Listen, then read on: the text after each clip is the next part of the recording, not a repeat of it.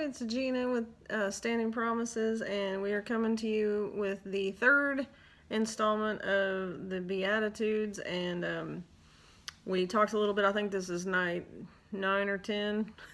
But anyway, we're in Beatitudes in Matthew 5. And I'm going to read it out of the version that most of you probably know it in, or have heard it in at least. And this is in the NIV version. So it says, "Now when we saw the crowds, he went up on a mountainside and sat down. His disciples came to him, and he began to teach them, saying, 'Blessed are the poor in spirit, for theirs is the kingdom of heaven. Blessed are those who mourn, for they will be comforted. Blessed are the meek, for they will inherit the earth. Blessed are those who hunger and thirst for righteousness, for they will be filled. Blessed are the merciful, for they will be shown mercy. Blessed are the pure in heart, for they will see God. Blessed are the peacemakers, for they will be called sons of God. Blessed are those who are persecuted because of righteousness, for theirs is the kingdom of heaven.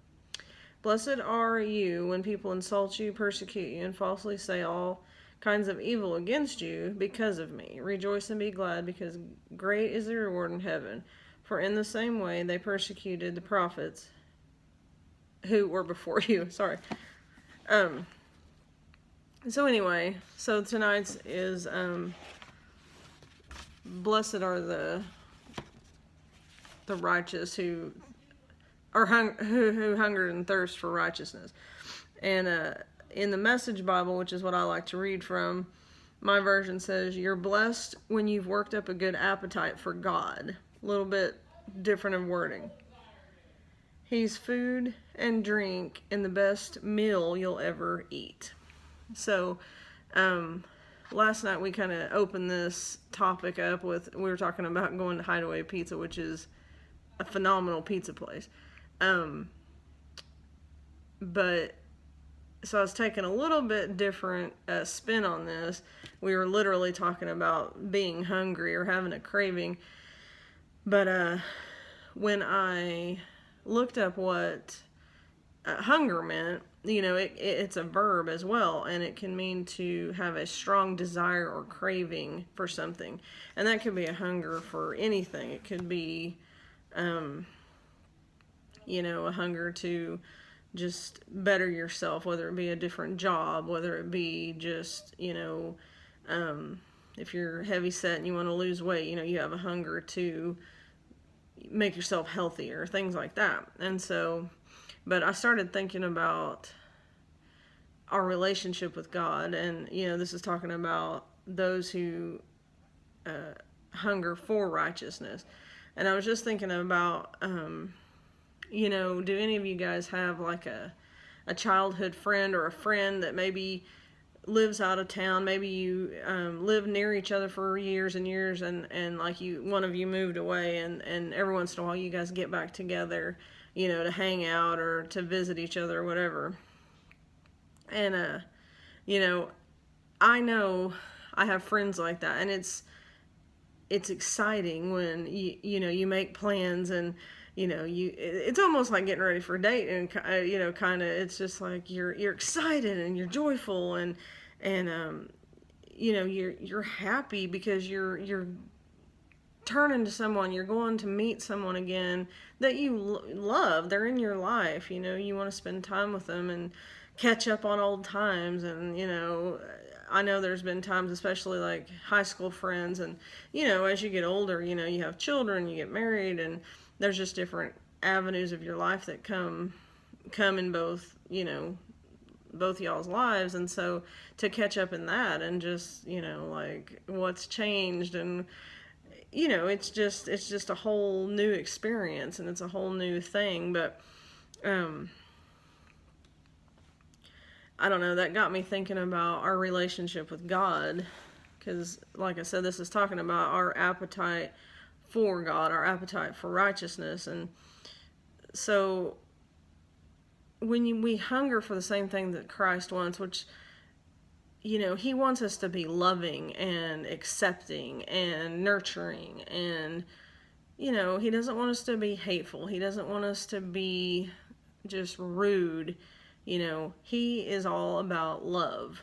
He is all about love, and that's what he wants for us. And, if you wake up and every day you're seeking Him and praying to Him and,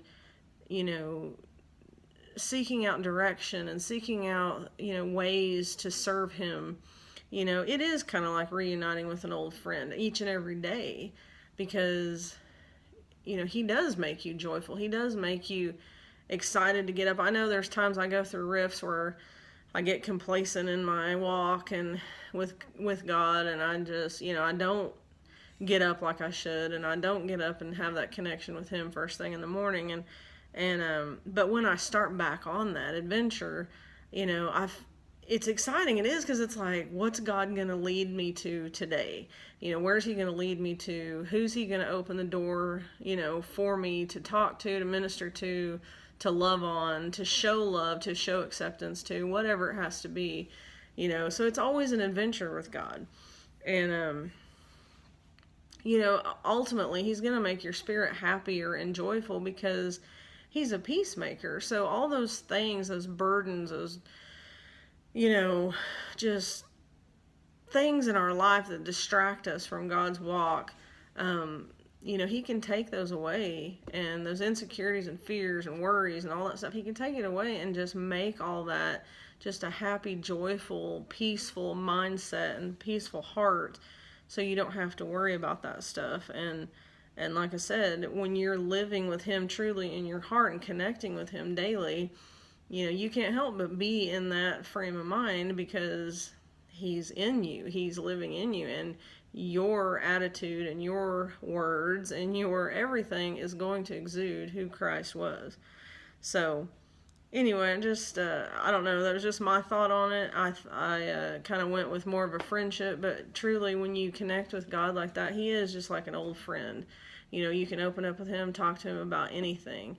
And when you live a life encompassed by God's love, you can't help but be blessed by that, because people are going to notice your change and they're going to bless you, whether it be through a compliment, whatever that looks like. But you will be blessed. And not only that, but God Himself is going to bless you, because He's going to see, your change of pace.